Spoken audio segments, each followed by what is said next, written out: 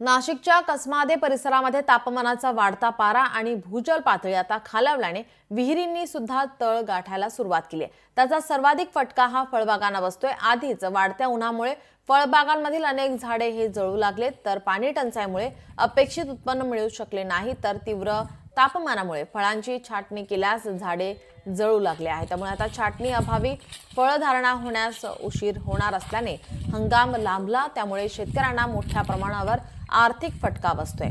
उन्हाची तीव्रता, पाणी टंचाई सदृश्य परिस्थितीमुळे फळबागा जागविण्याचा केविलवाणा प्रयत्न फळबाग बागायतदारांचा सुरू आहे। यंदाची परिस्थिती ही पाण्याची अवस्था कमी असल्यामुळे उत्पादन हे कमी मिळालं आणि त्या कारणास्तव आजही आपण पेरूची छाटणी घेऊ शकत नाही। कारण आज जर छाटणी घेतली तर काडी बरीचशी जळून जाते उन्हाच्या तीव्रतेने। त्यामुळे आपल्याला त्या पद्धतीचं नियोजन करावं लागतं। वातावरण चेंज झालं की वातावरणात थोडा गारवा निर्माण झाला तर आपण छाटणी घेऊ शकतो आणि जून जुलै पर्यंत आपण चांगल्या पद्धतीने सेटिंग करून मालाचं उत्पादन घेऊ शकतो।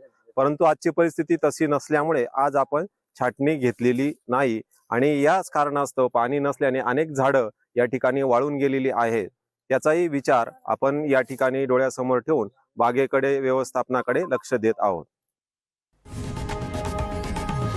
लोकशाही मराठी ऐका, पहा, जागरूक रहा।